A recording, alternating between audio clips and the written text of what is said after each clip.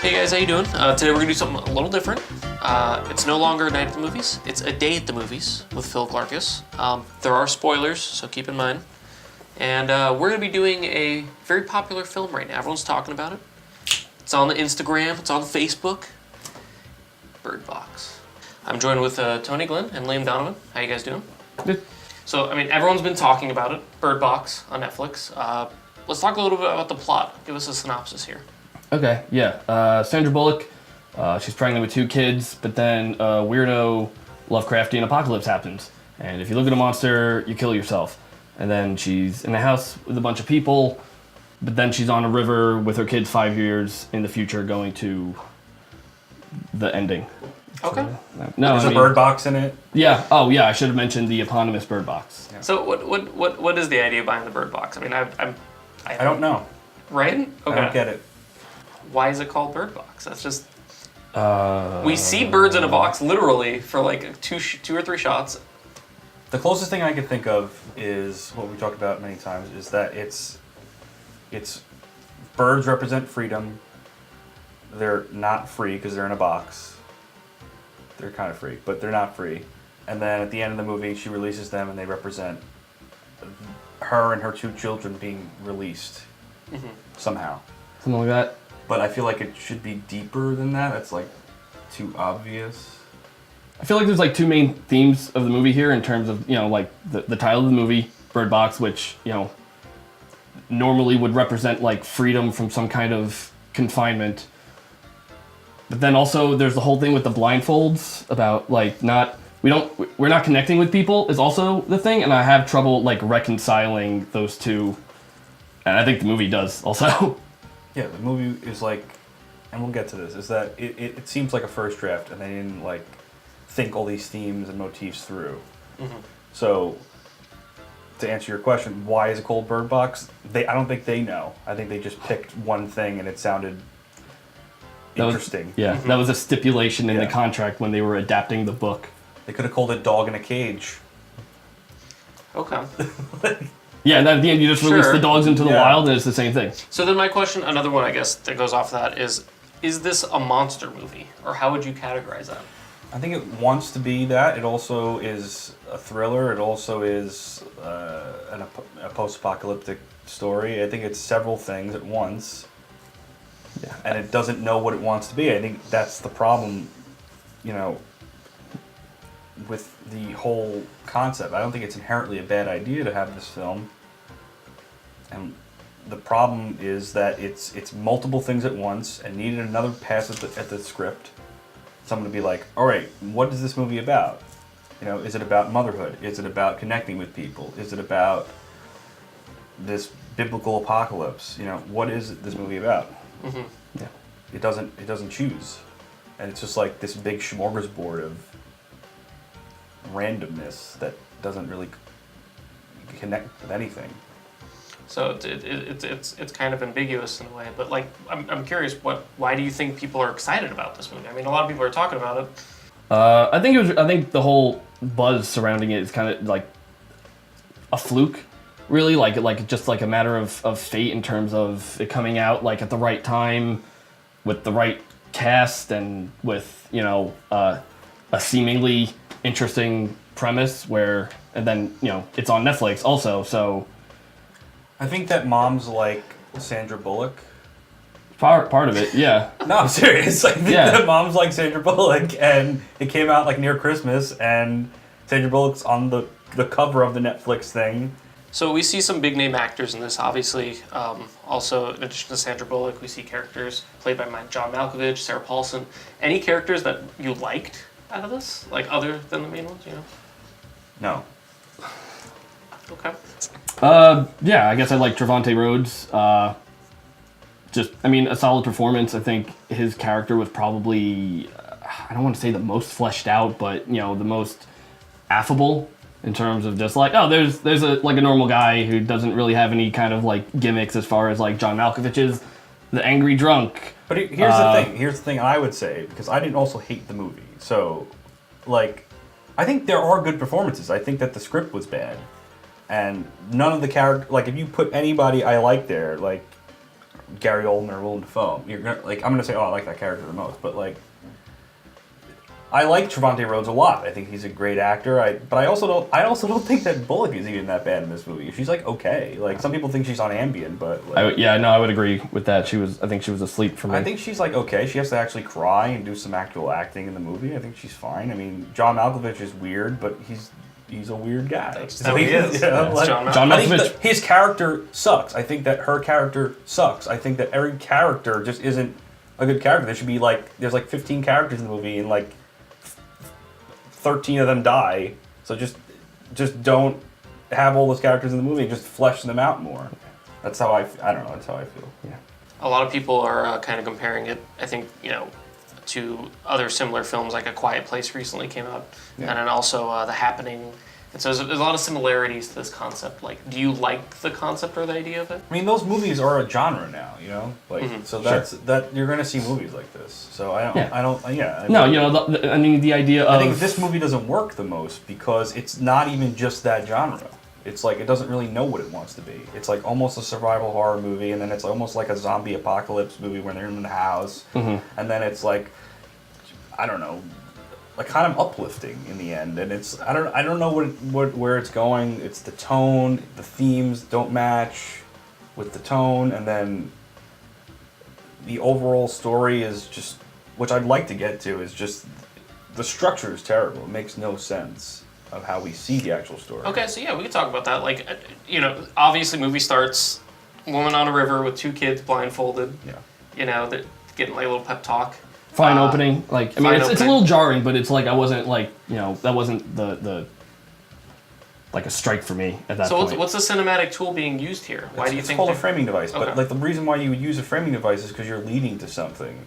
Like, so if you're in a zombie apocalypse or horror apocalypse movie where 90% of people are going to die, starting the movie that's like starting like a zombie movie after they're about to escape, or like a 2012, after the tsunami and everything, like who's gonna die already. Like most of the tension in the movie is about like who's gonna survive, how are they gonna get out of every situation. But if you start there, the movie should have just been chronologically done. There was no reason to have that, because it's the jarringness comes from going from everyday life to boom, there's a total apocalypse, to oh wow, there's going to be a total apocalypse, don't worry, we're getting to that. But there used to be an everyday life. Like, yeah, okay. But now I don't care. I don't care about Sarah Paulson immediately, even though I love Sarah Paulson. Like, because she's going to die.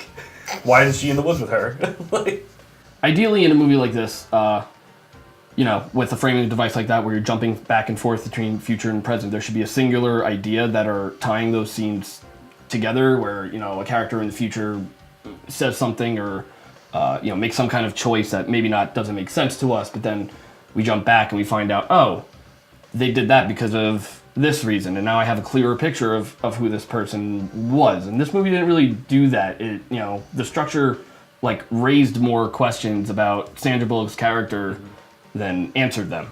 When you do something in a film where you keep people in suspense, like I think a lot of the people were saying online, and the director said they wanted to show this monster first off. This was like the initial concept. They wanted to show the monster, and I showed you an image, and it looks like a baby with eczema. We'll put that on. It's like terrifying. It's like really weird. It would have taken away so much from this film. Yeah. But so I like the concept that we don't know what the hell it is. But It's I floating don't. around. But I don't like that there's no rules to it. That's a bad thing. I like that there's like this kind of motif about blindness and not being able to see, and sure, and then that opening yourself up to things is quite literally because you're removing blindfolds and okay. So, and it's great that we don't see the monster because of that. Also, because that's like it's like a theme, okay. But the problem with that is that the monster is everything. There's no, it doesn't have any clear set of rules. It's not clearly explained. Like, it can't be defeated in any way. And yes, it's okay if it can't be defeated, and forever. That's fine. But there's, it could do anything. Yeah. A good example of that, which really pissed me off, was they tested the whole concept of, okay, well, it can't look through a camera. When they tie him into the room and he's looking in the camera, it's just pixels and heat on the screen, and it's able to get through that. But then at the end of the film, they're in this like school of the blind, and there's obviously an open roof where birds fly away, Yeah. and it doesn't.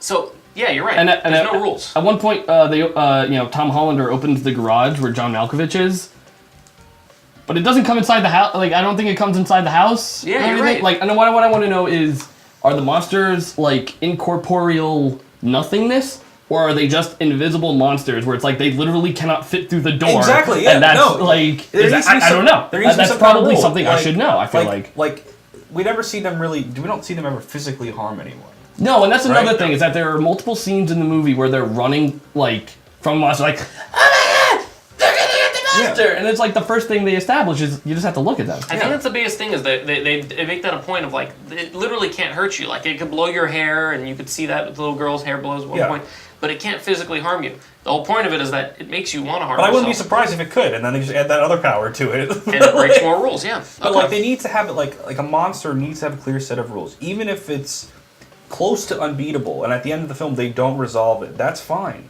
They don't have to, like, nuke them all or anything like that. They just have to, like, we have to understand as an audience, like, okay, what are they up against in every scene? Okay, so they can't look, so if they look, they're dead. But they also could hear them in their head, and then they could pretend to be other people, and then they could literally control other people, and then those other people could even, like, feign sanity so that they could then kind of incorporate into those groups, which is like a whole nother horror movie, by the way. That's like a movie in itself, which they could have totally incorporated. So pick one.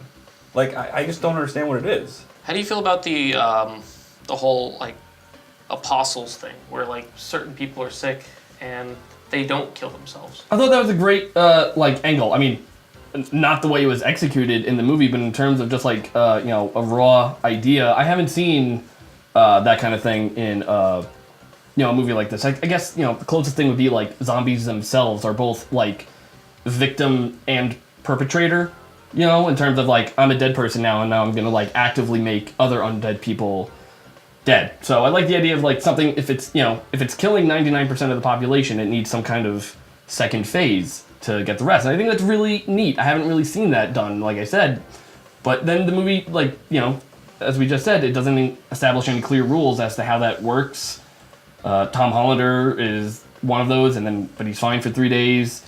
But then a guy in the river is just automatically evil. Yeah, like, So I would say, like, it's muddy. It's a really good idea if they made that the monster, like the Thing. Yeah. You just go with the Thing. You can't trust anybody throughout the whole movie, and it still goes with the original theme of, you have to let people in to your heart. But they don't. They don't go with that. It's just like kind of like a side, a side effect or like a side thing that happens as well. It's never like elaborated on. It's never like the main thing. It's not. And then it causes problems because there's like these raider ones, and then there's these ones that could literally pretend to be something else for days. And we only see one instance. Not some. We see one. I was going to say, that might be a perfect example. Talk about the character. His name's Gary, the character's name. That guy comes into the house. He's fine for a couple days. Like, could they have done without him, then? I would have. Or I would have made that the problem. Pick one. Once again, this is a movie where it's like they wrote one draft, and they just went with it. Like, they need to, like, have two other people just read it first. And, and say, okay, like, if we're going to do this, then let's make this happen a lot and make this what the movie's about. Mm-hmm. And, like, as far as that goes, again, just thematically, it doesn't really make sense in terms of, like, Sandra Bullock's problem is that she can't connect with people, and, it's like so in a way she already has a blindfold over in normal life, but then what she has to learn is to open herself up and take the blindfold off. But then in the reality of the movie, that's what gets you killed. So, like, which is it? Should I close myself off and die? Did you guys like the acting? I did like the acting. I'm probably the only person on the planet who liked the acting. I think it was fine. I think, like, if you give somebody shitty material, they're only given that thing, and if they're not directed well in a movie that's clearly not directed well because it has no fucking idea what it wants to be or do, then they're just going to try to be like, okay, like I got to do what I can with this character. I got to do what I can with this scene. You know, we look at several movies that are like this that are redeemed by good acting. I think I'm gonna dare I say Venom with Tom Hardy and Michelle. no, who's the other actor? The other guy, The villain? the villain guy. What's his name? Riz Ahmed. Riz Ahmed. So Riz Ahmed was great. His character sucked. You know, this is not about Venom. This is a review about Venom.